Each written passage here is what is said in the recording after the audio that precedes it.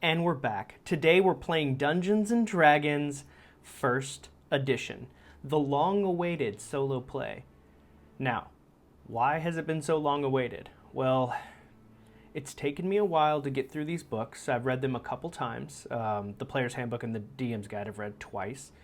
And let's just say that things aren't exactly organized in a very YouTube-friendly fashion. So flipping from page to page, it kind of has me a little bit off put. I'm going to be honest, I don't know where all of the material and the answers to our questions are located. So today is going to be a slower episode. We're going to take our time. We're going to build a dungeon. We're going to run our team through it. And as questions come up, we're going to go slow, just like the basic expert said. Pause the game, look up the answer, and let's see if we can figure out how to run AD&D solo.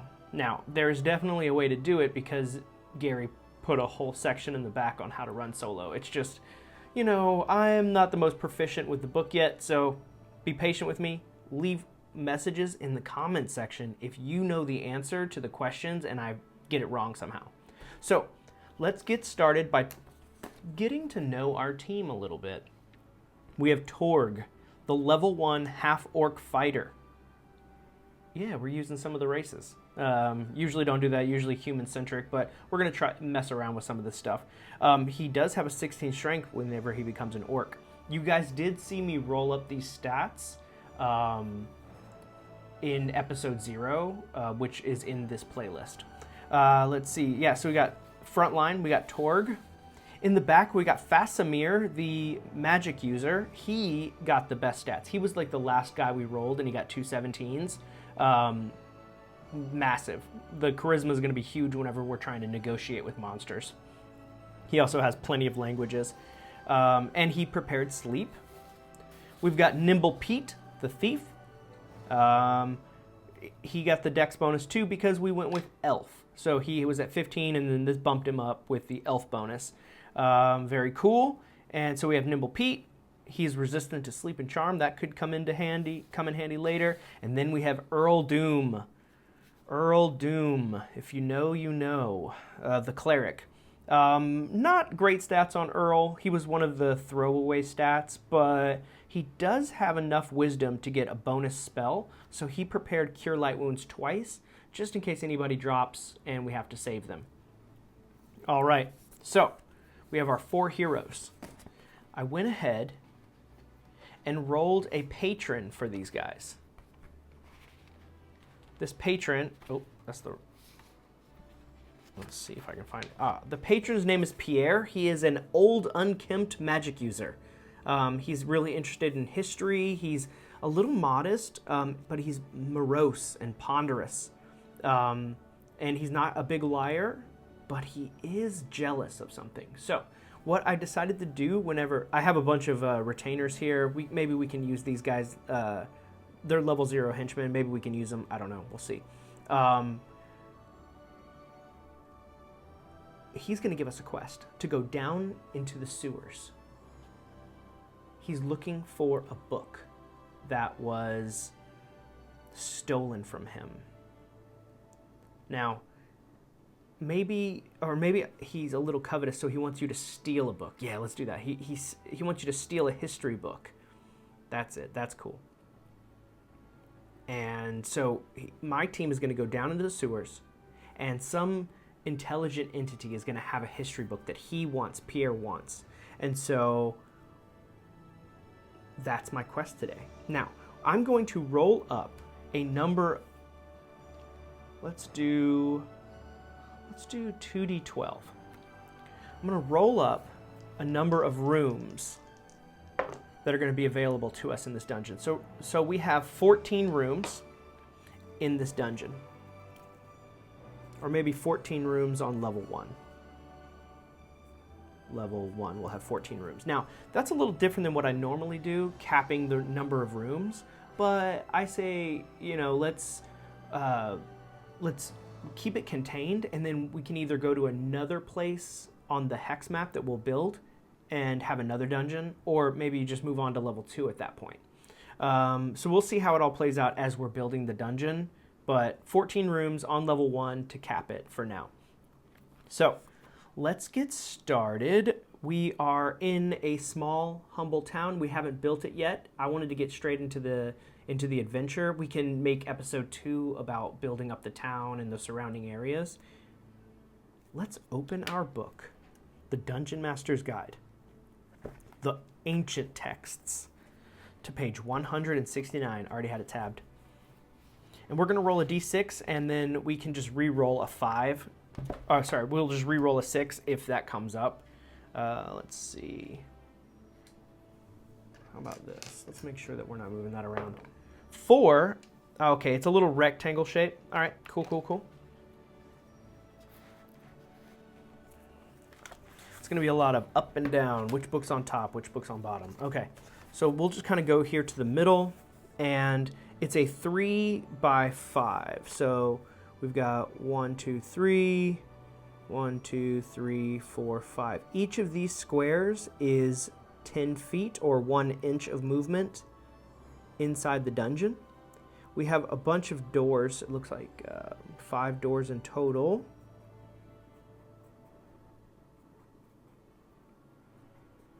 And then we've got some stairs here leading up. Okay, so we've got these sewers, these catacombs below our little town, which we haven't yet named. Maybe you guys can drop a comment below giving us a name. We have room 1.1. And I'm pretty sure the way it works is the starting room is just empty. I think I've read that somewhere. Okay, so what we're going to do is our front line is Torg and also Earl Doom. And they are going to try to open some doors. So first and foremost, let's have Nimble Pete. Nimble Pete gets... Okay, so... Yeah, he can try to listen. Let's go to the thief section in this book. Oh, that's probably too far. Okay. So we know that the thief can hear noise with a 10% chance of success. So let's go ahead and give him that 10% chance. Let's just see what he can do. We'll say on a 10, he is successful. He does not hear anything on the other side. Okay. Even with his dex bonus, though, there's no modifier to that, but I don't see why dex would affect that. All right, so what we've got is we've got a chance to open the door on a 1 or 2, and a 1 in 3 chance with our fighter. So we'll roll blue and red die to see if either of them can open this door without giving away our presence here. Neither of them could open it. Whatever's on the other side is hearing us bang around, and we have burned up a little bit of our torch just filling in that first room, but eventually we will bang the door open. We can keep smashing and smashing, but now the jig is up. They know that we're coming. So what is on the other side of the door? To know that, we have to turn the page. Right over here, we've got beyond the door. We roll a d20. Beyond the door is a parallel passage, or a 10 by 10 room if a door is straight ahead. Okay, so we need to know if there's a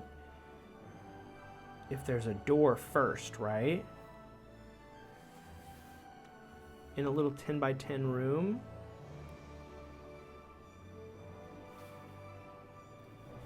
Number of exits, room area, up to 600. So there is going to be one. Let's see if it's straight ahead. If it's on the opposite wall, it will be a room. But it could just be a parallel passage. And then it says 2 asterisks, extends 30 feet in both directions. Extends 30 feet in a parallel passage going this way? Because this is going this way, so like, that's perpendicular. So how do you get a parallel passage? Oh, maybe it's just a hallway. You just open the door into a hallway. We'll see. Parallel passage or 10 by 10 room if a door is straight ahead. How do I know if the door is straight ahead? I guess there's only one way to know, is if it's here.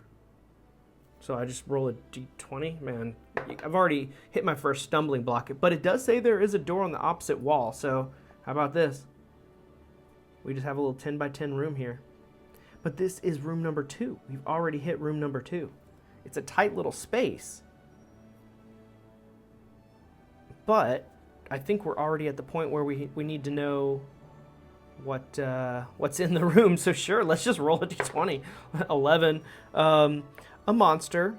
No, sorry, it's empty. Sorry, it's empty. 11 to 12 is empty. 1 to 12 is empty. Okay, so then beyond the door...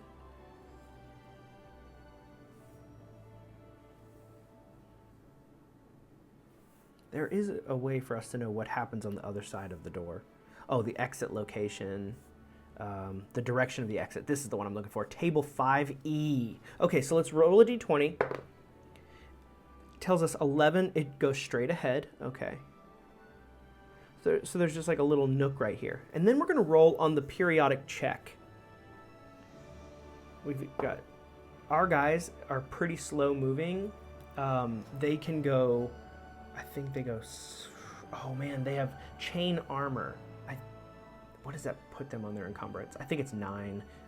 Maybe you guys can help me with that. Or maybe it's 6. It's 6. So they go 6 squares. So 1, 2, 3, 4. So actually, we've already marked 2 times, which means we need 2 times on our torch. I don't know if you guys can still see this. But that means that we need to make a random monster check. Let's make sure. I'm just going to double check, make sure you guys can see that. You can. So, okay. So let's do a random monster check. We're just going to roll a d6. And on a 1, we got a random monster. We do not. Okay, that's good. So we're going to keep going here. And did I roll already? No, I did not. Okay. D20, 2. It continues straight. Check again in 60 feet. Okay. 1, 2, 3, 4, 5, 6. So it's just a long tunnel. And at the end of it, we mark off our torch again. And then we check again. 12. 12 tells us that there's the passage turns. Check the table width, check again in 30 feet. Okay, so the path turns, see table 4. That's this one. Which direction does it turn? It goes 6, so it turns left 90 degrees. Okay, so we go boop, and then it says check again after 30 feet. Oh, and we have to check the width. Check the width on table 3. Okay, roll a d20 for that. 18, it's 40. River. Let's see, 40 river. It says, rivers bisect the passage. They will be bridged 50% of the time. Well, let's see what the number is. 3. Yeah, so there is a bridge, 1 to 10. Okay, so when we get to here, it opens up to a 40-foot passage. How does it go from 10 to 40? Is it like... Okay. 1, 2, 3, 4, like this. And then it goes another 20 feet. And there's like a river here. But the river has a bridge. We're just going to color all that in to indicate that we have a bridge. And when we got here, okay, then we're going to check here. We crossed the bridge. That's enough. Man, we are moving slow, and we are pulling random monster checks constantly now. Okay. And then We check again to see where we go. 15 takes us to a chamber. So once we cross this bridge, we hit a chamber.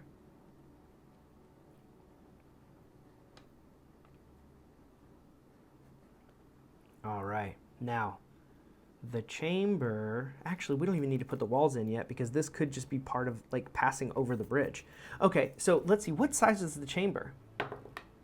It's a 7, so it's 40 by 4. That makes perfect sense. Okay, 1, 2, 3, 4.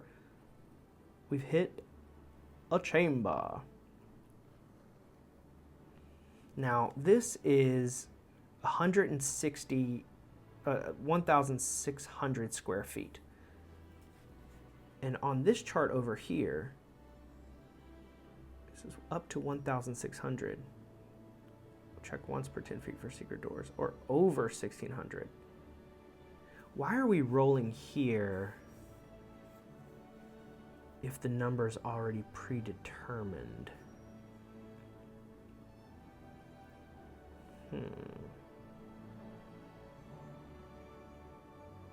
This is room area, not chamber area.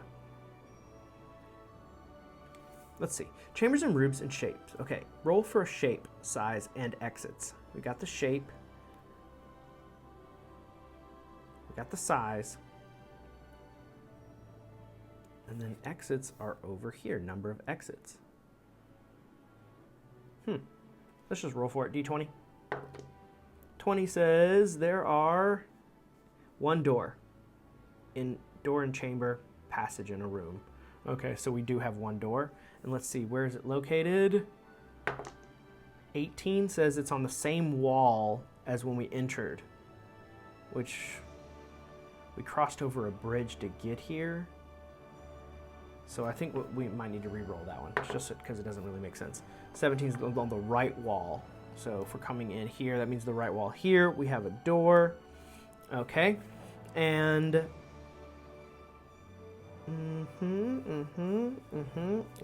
okay.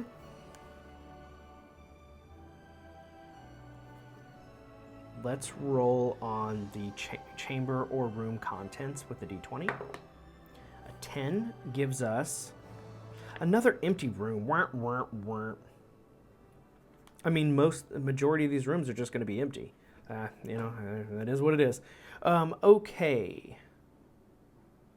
I don't like the room being here, so I am going to use my own judgment, and we're going to move it down here because I don't want to end this space already. Oh, wait. Oh, you know what? We have lots of options. Let's just take the dice as they fall. Now, this could just be a dead end. Let's see. What is beyond the door? Oh, let's see if we can even open it because it could be stuck. We got our 2 frontliners. Neither of them can open it, so we bang around for a while. We make a lot of noise, and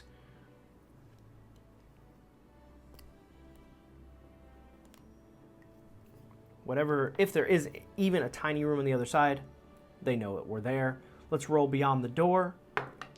We've got a 10, which tells us that beyond the door, passage 45 degrees behind a head.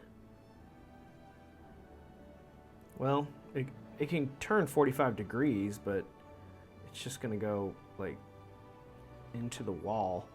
So, I guess we got a dead end. All right, we'll need to turn back, cross over the bridge, come over here. We'll try to listen at the door with a 10% chance. No. We're going to try to kick open the door. Hey, we got one. Old Earl Doom kicked open the door on his first attempt. What is on the other side of that door? 17 tells us that, hey, we got a room. Go to table 5. Rooms are over here. 3 is a 20 by 20. Nice little square here. And then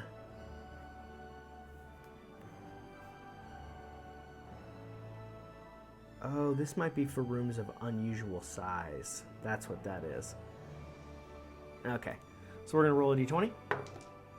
20 says that there's 1 door in a chamber and one passage in a room. Well, this is a room, so where is the passage located? 3 says it is on the opposite wall, so right over here. We have a passage. We're now in room 4. And we need to know what is inside this room. 3 tells us that it's another empty room. Just burning our torchlight. Just All right, first torch is done. Random monster check. Nothing yet, because we are rolling on 1s are the random monsters, not 6s.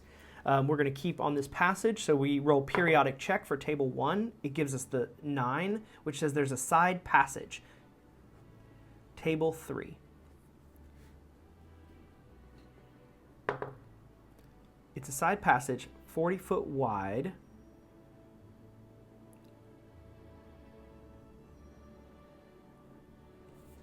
Okay, we know it's a side passage.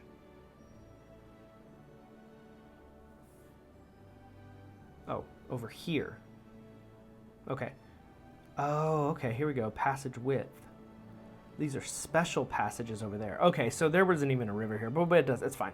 We're learning, right? This is what we do. Okay, so we roll a d20 here on table 3. That's table 3B. Okay, but this is table 3. 16 tells us that we have a 4-way intersection. So it's going to come up and over, up and over.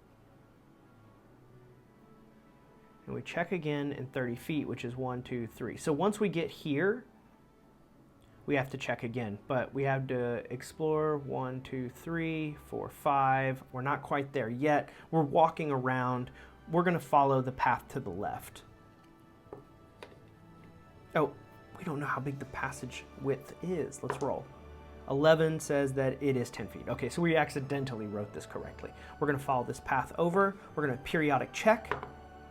11 gives us the passage turns. See table 4. And then check the width. Okay, I'm starting to get the rhythm of this. It turns right 90 degrees. So it goes here. 1, 2, 3. Okay. Oh, but again, we got to check the width. The width is 20. So it actually, as it comes up, it opens out. So we got 1. Okay, here we go. Oh yeah, cool passage. Cool. All right, and then it says check again in 20 feet, or 30 feet actually, but we just did that. 7 gives us a score of another side passage. Go to table 3 and then check again in 30 feet. Okay, so it doesn't say check the size though, right? Check table 3. Oh, you know, I think we just have to as a part of it. Okay. 2 goes left 90 degrees. It is a special passage. It's a 40-foot column double row. Okay, so here we go. 1, 2, 3, 4, and then it goes 30 feet. 1, 2, 3. So it kind of opens up in this weird wide turn and double rows of columns. So let's just put like this here. Okay, cool. And then we are going back to our periodic check. 17 gives us stairs. See table 6. Okay, table 6.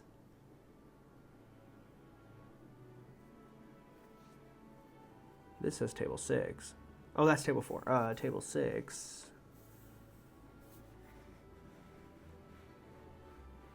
Oh, must be on a different page. Ah, here we go. 19 says that it goes up 1, then down 2. Total of down 1. Chamber at the end. Okay, so it comes up to the surface.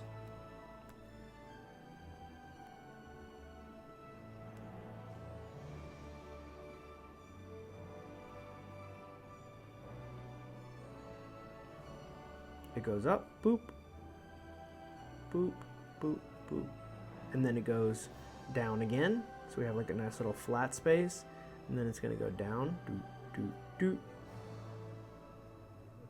Okay, and now we are in level 2. All right, but we are not ready to go there yet. So what we'll do is we'll mark off our torch. We're on our second torch now, and we're going to double back. We're not ready yet for that space. This is not a room, even though it looks like it should be. We're going to come back and hit up this chamber here. We have to interact with something. This can't all just be empty. There needs to be something here. We have a door.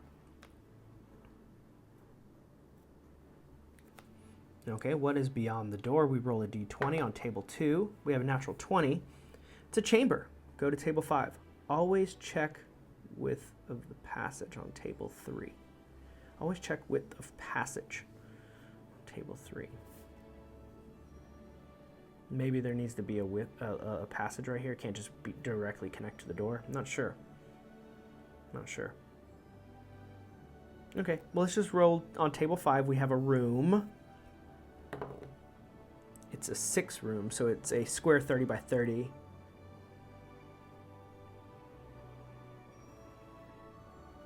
How many ways in and out? 11. 11 tells us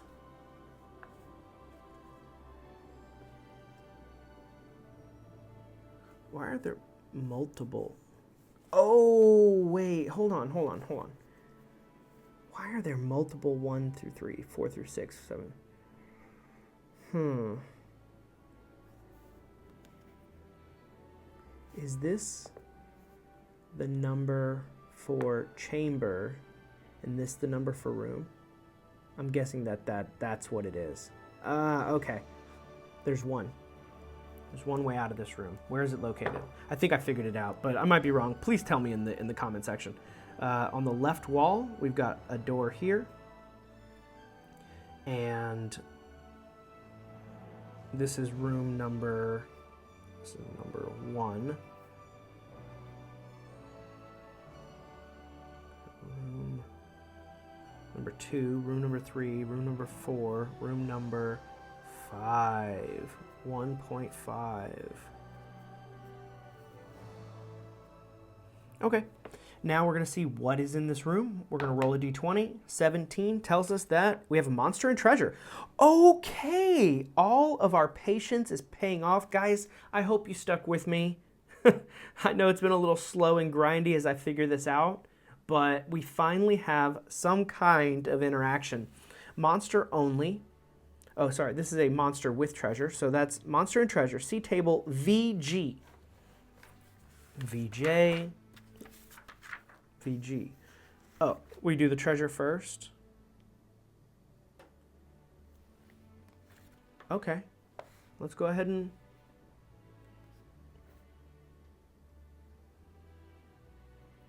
Okay, so this is without monster on this table, but we have a monster. It says with a monster, take 2 rolls on the without monster table and add 10% to the total of each. Okay, so maybe we're going to be rich. Maybe we're going to be wealthy. Oh, you know, we didn't check for like what's on the other side here. So let's actually do that before we start rolling treasure. I'm a little distracted, but we'll say that my thief with a 10% chance of success on a 1-0,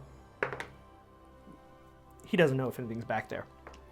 Now we're going to try to bust open the door. There's a chance both of us could be surprised. Let's see. We could not open the door, so as we're smashing, they become aware of us. There needs to be a random monster check right now, even before we get open through the door. Oh, this could be bad. There is not, thank goodness, because that would have been like chaotic with all the stuff going on. Now we're going to roll twice on the treasure chart and then add 10%. So we've got 30 even, so a 40, and a 44, a 40 and a 44. This gives us 1,000 silver pieces per level. So we have 2,000 silver pieces in this room. Okay, so room 1.5 has 2,000 SP. That is not a lot of experience. I was kind of hoping for maybe just a little bit more, but you know, that is the way it is. Okay, now, what monster's in there? Let's find out. Random monster encounter. We're going to turn to Appendix C. Level 1, Appendix C. Yes. Okay, we roll a D100. Now watch me get a high number. Okay, 71. 71 gives us giant rats, anywhere between 5 and 20. Oh my goodness. So we roll 5d4. 1, 2, 3. That's 3. 4. 5. Okay. Let's see how many giant rats we're up against here. They know we're there. Oh, we could be surprised here. Let's see. On a 1 and 2, we're surprised. We are, but my thief is not, because he would bump up to not being surprised, I think. Yeah, he has a +1, so yeah. All right, so he's not surprised, but the rest of my team is. Okay, here we go. We've got 9. Oh my goodness, I rolled so high. 12. And another 4 is 16 giant rats. Oh my goodness. Okay, now, let's see their reaction roll. We roll a D100, and then we're going to add 30 to it, because I have a very high charisma magic user. All right, let's see. Their reaction is 66 plus 30 is 96. So now I have to look up. What that means, having a 96 on the reaction roll.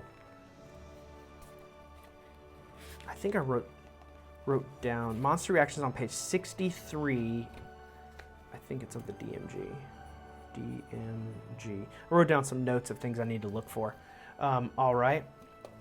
63, page 63.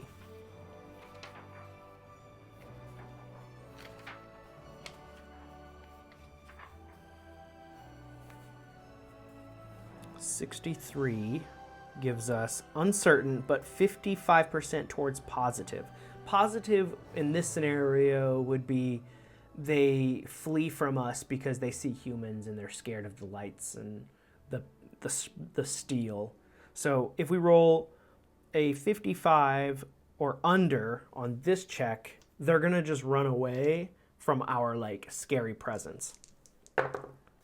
92. No, they're not going to do that. They're not going to run away. Whatever it is that's in this room, they want. But we already rolled that they're not like super lethal to us. They're uncertain. So I think that this is their nest. They're not going to flee, but I'm not going to be able to get to this treasure. So I'm going to have to just back out since they're not going to attack. I'm pretty sure that's how that means, because they're not hostile. They're not hostile immediate action, but they're... If they fail this prone towards positive, I think that just drops them into neutral, uninterested, or uncertain. And I think they're just protecting their nest, and if we leave them alone, they'll leave us alone. So we're going to have to leave this treasure behind and come back out, and then we're going to check this passage on the... And we're going to roll a d20 to see what is at the end of that hallway. It's a door.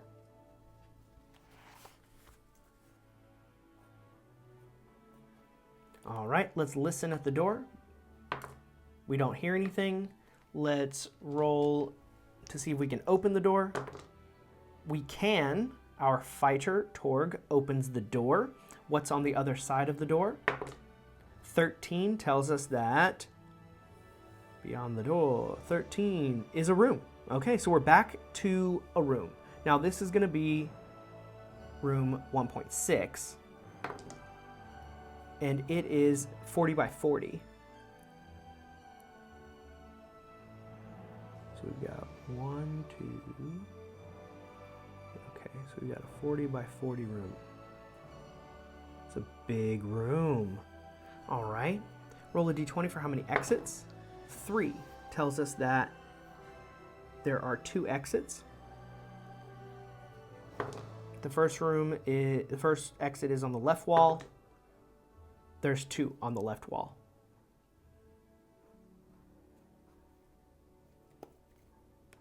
Let's put them here and here, so we have a little bit of room to grow. And then we'll take this 1,000 or this 2,000 SP and then just put that in that room, but it is beyond our reach for now. Maybe if we can come back, we can get the drop on them later. Room 1.6, let's see what's inside. 6, it's an empty room. Yeah, it's just empty. Okay, and so now we're gonna check. Man, that's too bad about that silver. Oh, I know that it's in there. I could use some XP, but we're gonna check this door here. We're gonna listen. That is not gonna do it. We have burned some more of our torch twice, and we have a random monster check. No. Okay, let's listen at this door. No. Okay, that's another 10 minutes. Or actually, it's a few rounds, actually, is what it says. So we're not going to count that towards a full dungeon turn. All right, we're going to try to open the door. This one here. They both pop it open. What's on the other side? Let's find something. Come on, boys. 8. Beyond the door, we have a passage straight ahead.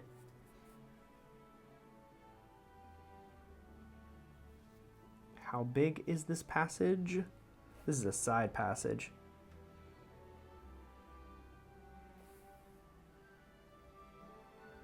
Yeah, I think we just kind of do like a little 10 by 10 there and then roll again. 9. 9 gives us a side passage. Check table 3. The side passage is a 7, so it goes 45 degrees behind or left. 135 degrees. Well, don't think it can do that. But it can turn this way.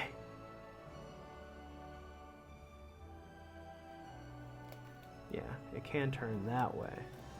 All right. And then let's roll again on the periodic check. 11 says that the passage turns again. Oh, but we have to turn after 30 feet. 1, 2, 3. Okay. And then we have a 1 on the passage, and it just turns hard left. Boop, boop. 1, 2, 3, and that is another mark off of our torch. We're on torch, almost done with number 2, and then we get a natural 20. It's a wandering monster. Check again immediately to see what lies ahead, so direction of the monster's approach can be determined. Okay, what does lie ahead? The passage. The passage turns. Right curve 45 degrees ahead. Okay, so it goes like that. And then we have a wandering monster. So for that, we go back over here and we roll a D100. Maybe the wandering monster will have some kind of treasure. I don't know. Jeez. 77. Is it rats again? Oh, it's giant rats again. These giant rats, man. Come on, dude. No wonder we're in the sewers. It makes complete and utter sense. Okay. And this time we have 3, 4, 5, 8. 8 rats. Okay. So very unlikely that this is their lair. But I think we do need to check.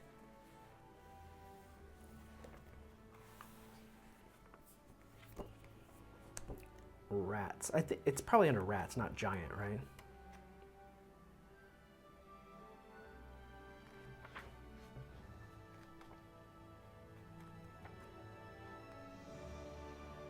RA. rat. Giant rat, Sumatran. They're very common. Armor class 7. They move pretty fast.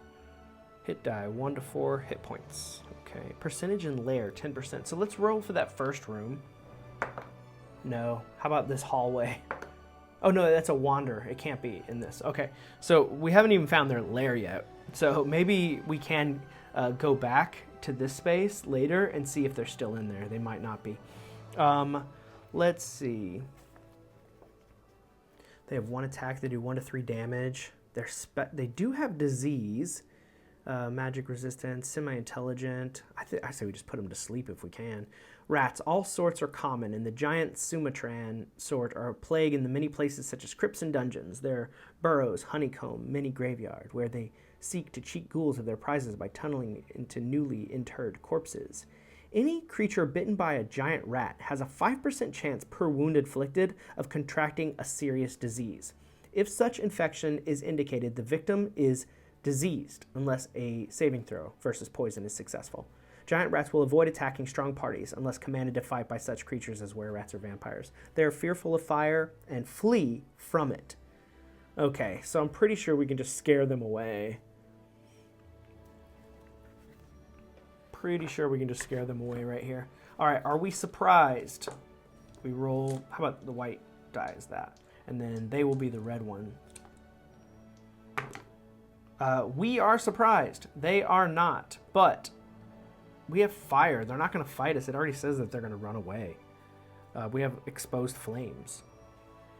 They could just attack us right now with all of, because we're surprised, they could just attack, but it says, let me make sure. They will avoid attacking strong parties unless commanded to fight.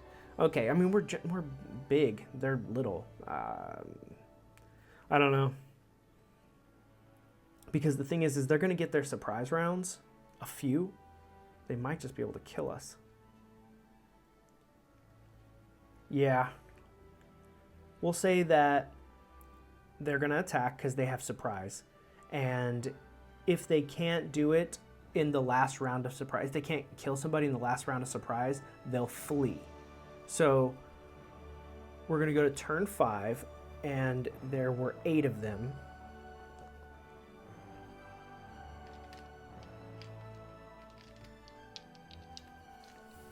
That's 4, 5, 6. All right, we'll roll these 6. My front line guy, he's got an armor class of 4, I think. Yeah, so Torg has an armor class of 4. None of these are going to hit. This one might. Armor class 4, so we have a 17. Okay, that's 6, so they need 2 more. No. Okay, so we have a 17 is the only one that's probably going to hit, but let's check the monster attack matrix on page 75 and see if they can even hit my dude. Page 75.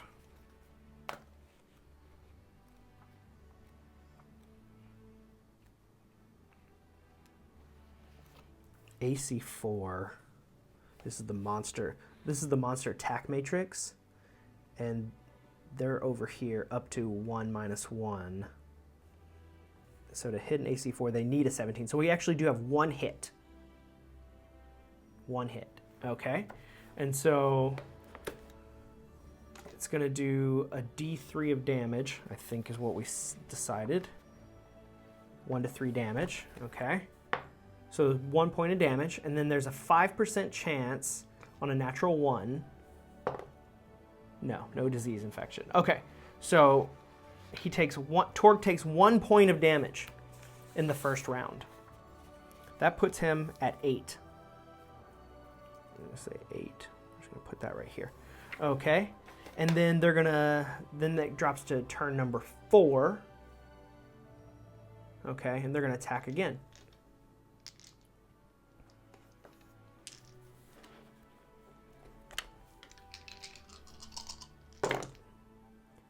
We have 1 hit, okay, and then 2 more. 2 hits, okay.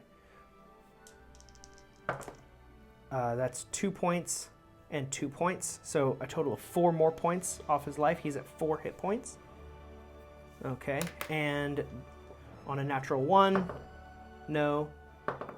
No. Okay, so he's still not diseased. Okay, that puts us down to turn 3, and this will be their last turn of surprise. So, oh, actually, yeah, this is their last turn of surprise, but my elf can actually tag one of them as they're leaving. Maybe I can get like a little bit of XP. No. Okay. We tried. They bit my dude a couple of times, and then they ran away because they just use the advantage of being afraid. We are going to take a rest, check for one more random encounter. Okay, we don't have one. I'm going to have Torg get healed because there is a small chance that we get into another fight. So I need to look up, what does Cure Light Wounds do? How much does it actually heal? Cleric spells, almost there. Cure Light Wounds takes 5 segments to cast. 1 to 8 hit points. Okay, so we're just going to use 1, and hopefully we can get back up to 5 hit points. Need a D8. Okay. We get 4 hit points back, so we're at 8 hit points right now. Torg is at 8. That's not bad, actually. That was a pretty decent heal. Okay, but I can't leave this place without some kind of reward. We risked it all. So we're going to follow this for a little bit more.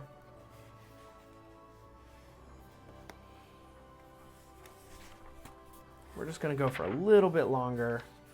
Thank you guys for being patient and watching along with me. Where, oh where? 13. 13, the passage turns. Come on, man. It's all turns and twists. Check the width. I keep forgetting to check the width. So the passage turns 90 degrees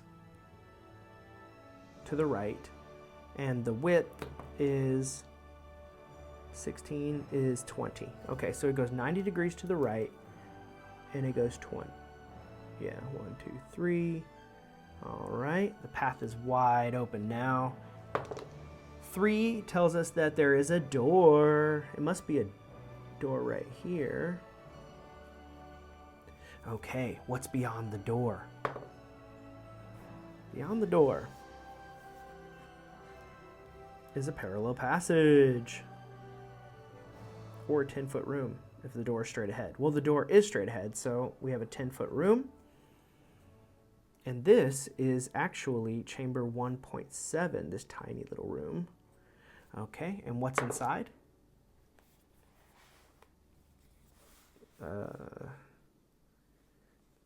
Tiny little room. I don't see how this could be right. Chambers and rooms. How can there be 2 ways out of this tiny little room? All right, well, we'll say 1 here and 1 here.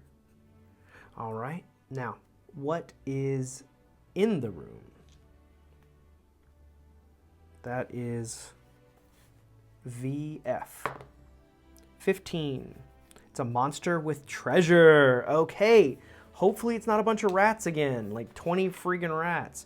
All right, so treasure. First, let's roll that up. It is a monster with monster, so we roll twice. D100. This could be it, guys. This could be it. Oh, 60 even, and then we add 10%, so it goes to 70. We got 250 gold pieces per level. And then we've got 19 is 1,000 copper pieces. So we have 1,000 CP and 250 GP. Now, I think we're going to need to fight this monster. We need some kind of treasure. We can't walk away empty-handed. What monster is it? Please don't be 100 Rats, again. Roll a d100. 46 tells us that we have humans. See subtable, human subtable below. This is the human subtable. Roll a d100. 84. It's a character. See character subtable. 70. It's a magic user. Maximum number per party, 3. Number of characters in the party. There will always be 2 to 5 characters in a character group with men-at-arms or henchmen to round the party out to 9. Roll a d4 and add 1 to the result in order to determine the number of characters. There are 3 plus 1, there's 4. So it's 4v4. And then roll on the character table to find the profession of each, ignoring rolls which are contradictory, like a paladin with an assassin, or exceed the maximum number of character class possible in any given party. The number of characters subtracted from 9 gives the number of men-at-arms or henchmen. So I just learned something from this. We should have men-at-arms with us, and we don't. That's too bad, but I think there is a lesson to be learned here. We need to bring our men-at-arms because this here is giving us a big indication on what our party should look like. Okay. So we have 4 characters, one of which is a magic user.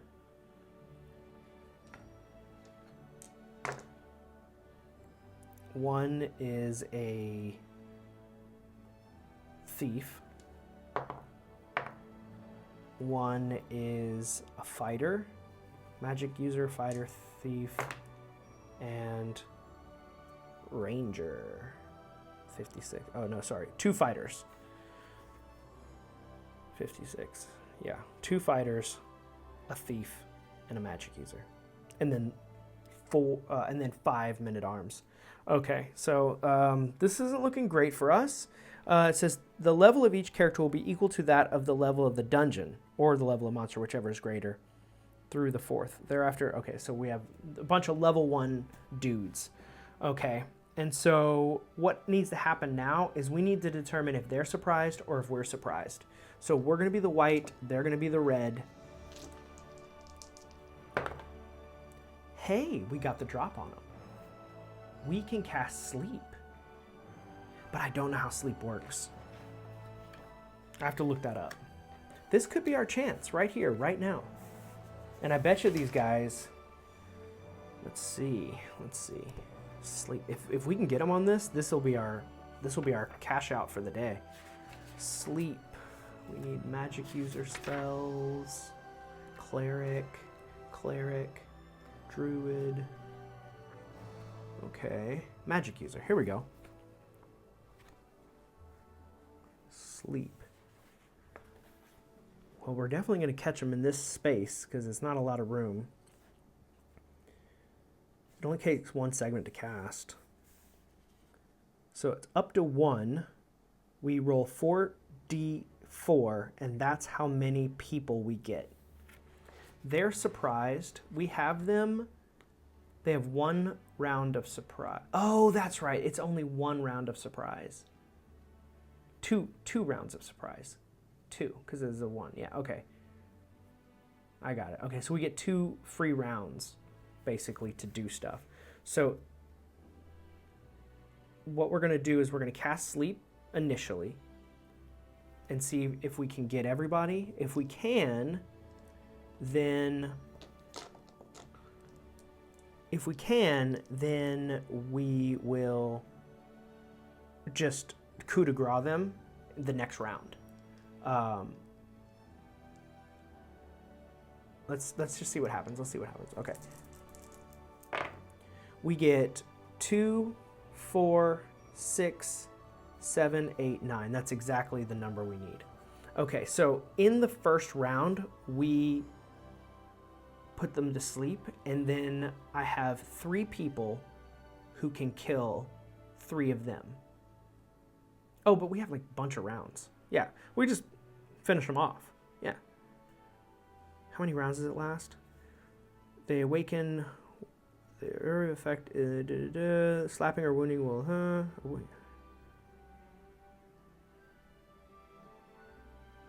How many rounds do they go to sleep?